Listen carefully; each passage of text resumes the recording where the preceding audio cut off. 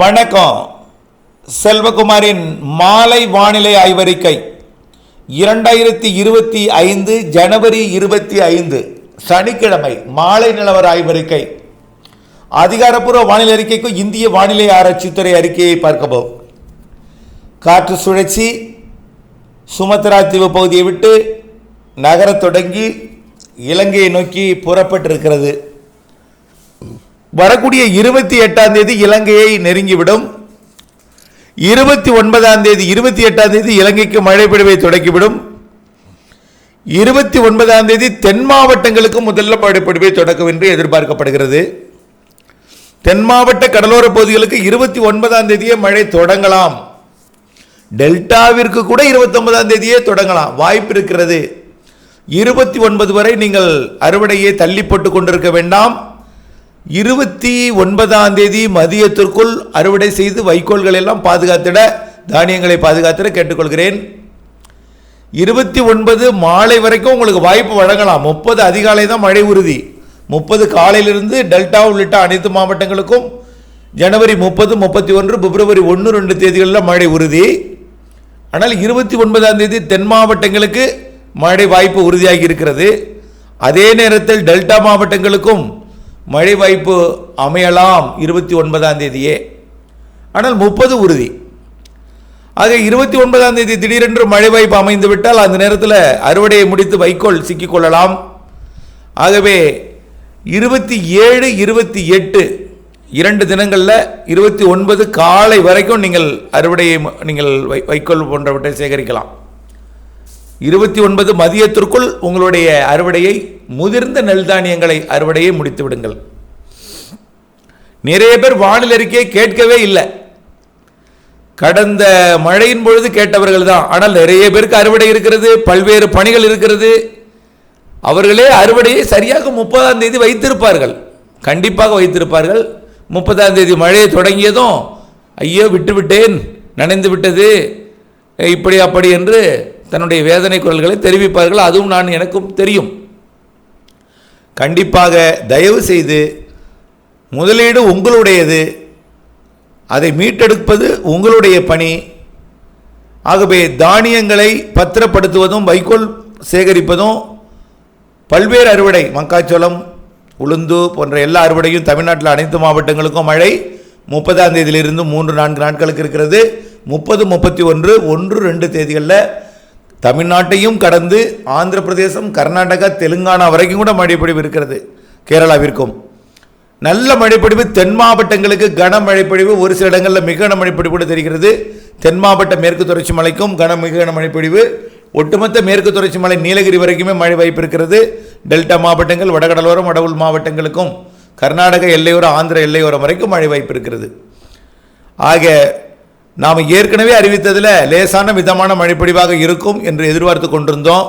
ஆனால் கடந்த 2 நாட்களாக பார்க்கும் பொழுது காற்றோட போக்கு வட இந்திய நிலப்பகுதியை நோக்கி இருக்கும் என்பதனால வெயில் மற்றும் குளிரில்லாத வானிலையும், இடையிடையே வெயிலுக்கிடையே ஆங்காங்கே இடி மழை பொழிவும், நள்ளிரவு அதிகாலை என்று எல்லா நேரமுமே இருக்கும். குளிர் இருந்தால் தான் இரவில் மழை இருக்காது. ஆனால் குளிர் இருக்காது என்பதனால எந்த நேரமும் மழை இருக்கும். 24 hours ரெயின், எந்த நேரம் வேணாலும் மழை இருக்கலாம். ஆனால் 24 மணி நேரமும் பெய்து கொண்டே இருக்காது. அது மேலே புரிஞ்சுங்க.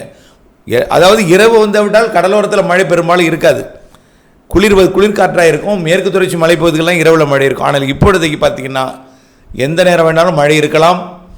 ஆகவே மழை பொழிவு நாட்கள் 30, 31, பிப்ரவரி 1, 2, 29ஆம் தேதியே மழை தொடங்க வாய்ப்பு தெரிகிறது. தென் மாவட்டங்களுக்கு உறுதியாகி இருக்கிறது 29ஆம் தேதியே. இலங்கைக்கு 28 அல்லது 29லிருந்து தீவிரமடைந்துவிடும். ஆக முதிர்ந்த நெல் தானியங்களை மட்டும் அறுவடை செய்திடுங்கள். அதற்காக மழையை கண்டு அச்சப்பட வேண்டாம். அதற்காக எல்லாமே உங்களுடைய யோசனைக்கே விட்டு விடுகிறேன், எல்லாத்து முடிவுக்கு. ஆனால் 30, 31 சில இடங்களிலே கனமழை இருக்கும். ஆங்காங்கே தென் மாவட்டங்களில் மிக கனமழை பொழிவு இருக்கும். பரவலாக மிதமான முதல் சற்று கனமழை இருக்கும். கர்நாடக எல்லையோரம் கூட மிதமானது முதல் சற்று கனமழை ஆங்காங்கே இருக்கும் என்று எதிர்பார்க்கப்படுகிறது. மழையோட தீவிரத்தன்மை சற்று அதிகரித்திருக்கிறது. மழை பொழிவின் அளவும் கூடுதலாக தெரிகிறது. அதாவது ஏற்கனவே தூறல் நனைக்க மழை என்று கர்நாடக எல்லையோரம் சொல்லியிருந்தோம். இப்போ மிதமான மழை பொழிவு வரைக்கும் பொழிவதற்கு வாய்ப்பு இருக்கிறது. திருவண்ணாமலை, கள்ளக்குறிச்சி, விழுப்புரம் போன்ற மாவட்டங்களில் உளுந்து அறுவடை, நெல் அறுவடை, பல்வேறு பணிகள் நடந்து கொண்டிருக்கிற நிலையில் திட்டமிட்டு கொள்ளுங்கள் அறுவடையை. அதேபோல் விதைப்புக்கும் அதே போல தான். உங்களுடைய நிலத்தின் தன்மை எல்லாம் உங்களுக்கு தான் புரியும். ஆனால் மழை பொழிவு 30, 31, பிப்ரவரி 1, 2 தேதிகளில் இருக்குது. முதிர்ந்த நெல் தானியங்களை அறுவடை செய்யும் பொழுது முதிராத நெல் தானியங்களை பற்றி சற்றே குழப்பமடைய வேண்டாம். 3ஆம் தேதியிலிருந்து 9ஆம் தேதி வரை இடைவெளி இருக்கிறது.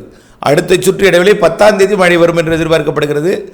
10, 11, 12, 13, 14ஆம் தேதி பிப்ரவரியில் மழை இருக்கும். கொஞ்சம் தள்ளி போகிறது. ஏன்னா இதுலேயும் தள்ளி போகிறது. 28 எதிர்பார்த்தது 30ஆம் தேதி ஆகிருக்கிறது. அதனால் அதுலேயும் 9ஆம் தேதி 8ஆம் தேதி எதிர்பார்த்தது 10ஆம் தேதியாக தள்ளி போகிறது. 10, 11, 12, 13ஆக இருக்கும் பிப்ரவரியில். அதனால் 3ஆம் தேதியிலிருந்து 8ஆம் தேதி 9ஆம் தேதி வரை இடைவெளி இருக்கிறது பிப்ரவரிலையும். அதில் அறுவடை செய்யலாம். மீண்டும் 10ஆம் தேதிக்கு மேல் ஒரு மழை இருக்கிறது. அதற்கு பிறகும் இடைவெளி இருக்கிறது. இடைவெளியும் ஒரு வாரத்துக்கு இருக்கும். மழை பொழிவும் ஒரு வாரத்துக்கு கழித்து, ஒரு வாரத்திற்கு, அதாவது ஒரு வாரம் கழித்து 3 நாள் மழை, பிறகு ஒரு வாரம் இடைவெளி, பிறகு 3 நாள் மழை என்று மழை பொழிவு இருக்கும். 10 நாட்களுக்கு ஒரு முறை மழை இருக்கும். பிப்ரவரியை விட மார்ச், ஏப்ரல், மே மழை இருக்கிறது என்று ஏற்கனவே அறிவித்திருக்கிறோம்.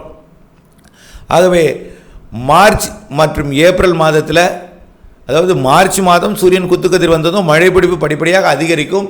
ஏப்ரல் மேல கண்டிப்பாக ஒரு கனமழை பொழிவே இருக்கிறது. மாதத்திற்கு ஒரு சுற்று குறைந்தபட்சம் கனமழை பொழிவு கொடுக்கக்கூடிய நிகழ்வு இருக்குது. ஒரு சுற்று மழை 4 நாட்களுக்கு, மாதத்துக்கு 4 நாள் கனமழை, ஏப்ரலில் 4 நாள், மேலே 4 நாள் இருக்குது. இடையிடையே சாதாரண மழைப்பொழிவுகளும் சாதாரண நிகழ்வுகளால் இருக்கும். வெயில், சராசரி வெயில், சராசரிக்கு கூடுதல் மழை, இதுதான் நம்ம நீண்டகால அறிக்கையில் தொடர்ந்து அறிவித்துக் கொண்டே இருக்கிறோம். ஆக மழைப்பொழிவை பொறுத்த வரைக்கும் கண்டிப்பாக உறுதியாக 30, 31 உண்டு.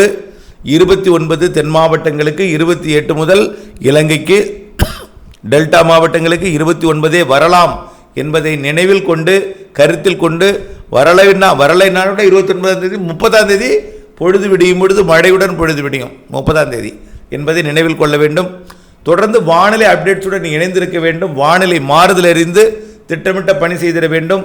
இதுவரை வானிலையை பார்க்காமல் அறுவடை வைத்து கொண்டிருப்பவர்கள் ஒரு என்ன சொல்கிறதுனா, தன்னுடைய முதலீடை பற்றி, முதலீடு நஷ்டமடையும் பொழுது கவலைப்படுகிறார்கள். ஆனால் வானிலையை பார்க்க வேண்டும் என்கின்ற கவலை இல்லை இருக்கிறார்கள். ஆகவே இப்படி தான் பல பேர் அவசரப்பட்டும் அறுவடை செய்வார்கள் சில பேர்.